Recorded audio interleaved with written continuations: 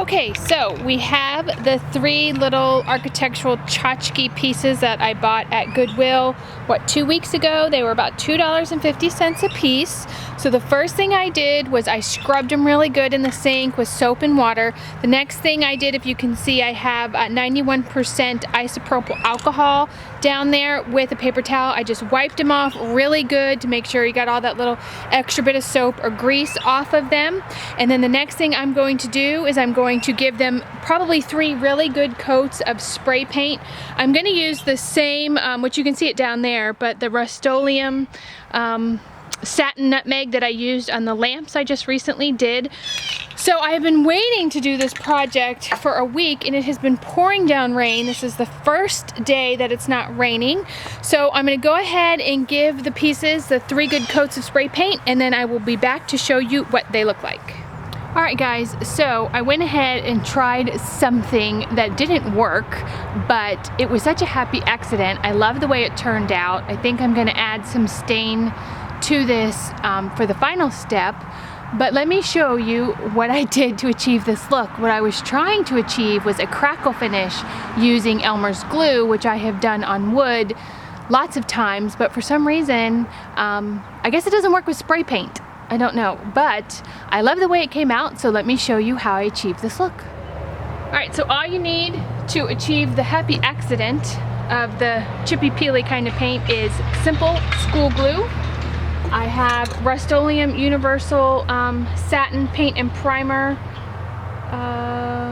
It's satin, and this is just white. It's kind of like a creamy white, not a real white, but anyway, you need a brush, something to put your glue on, and literally you're just gonna slop the glue all over your project. I'm obviously outside, so I apologize for the road noise. I'm only going to do one at a time because I don't want the glue to dry completely. I want the glue to be damp.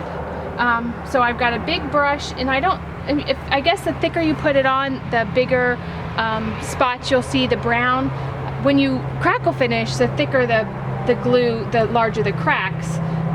So I'm just going to put the glue, and I'm going to work kind of quickly because I want to get the whole thing done before the first bit dries.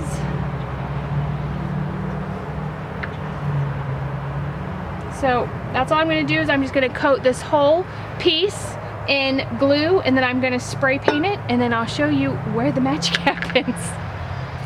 Alright, so I have it all painted. I let it sit and bake in the sun for anywhere from 10 to 15 minutes. It is you can see just I touched it and some of it is rubbing off. So now I am sitting here at my kitchen sink. I have one of these little Brillo pads that you wash your dishes with. Just going to turn the water on, and I'm just going to start giving it a little bit of a scrub.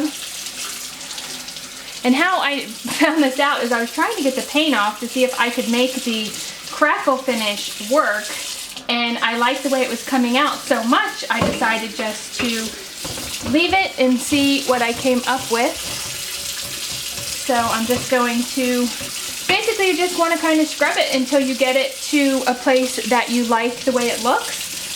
One thing I did is I didn't skimp on the glue. You can just gob the glue on, because this will probably, wherever you paint first will probably be dry before the top. So just don't be shy with the glue, glop it all on. And also, I did not wait between coats for the spray paint. I just painted it, made it thick and gloppy. I was not worried at all of the finish because I want it to look like it came out of an old farmhouse. The way it looked before was very kind of modern. I wasn't really crazy about it, but I'm liking the way this looks. So I'm going to finish this up. I have one more to scrub, and then I will show you what they look like, and then we'll put the antiquing on it. So here they are, all done with that technique. I let them sit out in the sun and just kind of bake a little bit and let the paint dry. Right here where I felt that I had taken too much of the white paint off, I just went back and sprayed it a little bit, let it dry a little, and then wiped it with the steel wool again. I kind of like that, like it was you tried to fix it but not quite. So there they are, and actually you could leave them like this, but I want them to look a little bit more antiqued, so I am going to use this Social Artworking. Is a raw umber paint. I bought this on clearance. I mean, you could probably use any dark brown paint or anything like that. You want to mix more paint, less water. You want to thin it down, but you want to be able to work it a little bit. So I just mixed it up in this little Pyrex dish with a coffee stirrer. I have some paper towel here in case I put too much on and I need to wipe it off. So, and I also have one of my handy dandy sponge brushes. So I think we'll start with this one. Oh, and I did protect my kitchen counter with some paper because my husband would kill me if I could paint all over his. He's very particular about his granite. So I'm just going to take this. I'm going to start at the bottom and I'm just going to kind of glop it on. I'm not being super particular. You want to make sure you get it in the cracks and crevices because that's where you really want it to kind of pool, is in those areas. So, you know, and you can tell it's not covering it, it's just kind of giving it a darker appearance. Can you see? So it's just making it look a little older. And I just, you know, I'm just kind of scrubbing it on with the brush. I'm gonna do a little bit more. Now you probably want to do this in like little pieces and then wipe it off and see how it goes, because you don't want it to dry and then not be able to work it at all. So I think I'm going to stop there with the antiquing, and I'm going to take my paper towels and just kind of give it a little bit of a wipe down, and you'll see what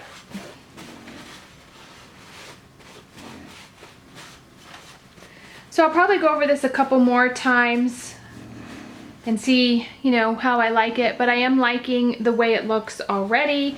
I don't want to wipe off in the grooves because that's where it would kind of gather as it got older. So I am going to go ahead and do all three pieces with this technique, and then I will show you what it looks like when I get it to where I want it to. So this is probably going to take me a while because I'm probably going to tweak it a little bit and go over it and wipe it off. This part always takes me the longest to see, you know, just exactly how I want it. So again, I'm super happy with how the happy accident happened. I'm really liking this much better than the crackle finish. So let me finish antiquing them and I will be back and show you what they look like. So I finished the antiquing process and this is what they look like.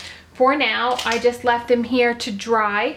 So once everything dries and I think I can put them on a piece of furniture without making a big mess, I will put them somewhere and I will show you what they look like all set up.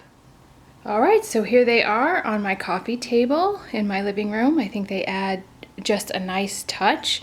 Now I realize that this may not be everybody's style, but what I would really like for you all to do is just think outside the box when you see something at a thrift store. Don't think about what it is, think about what it could be. So I hope you all enjoyed this video. Please let me know with a thumbs up. Please subscribe if you have not, and I will see you all next time. Bye guys.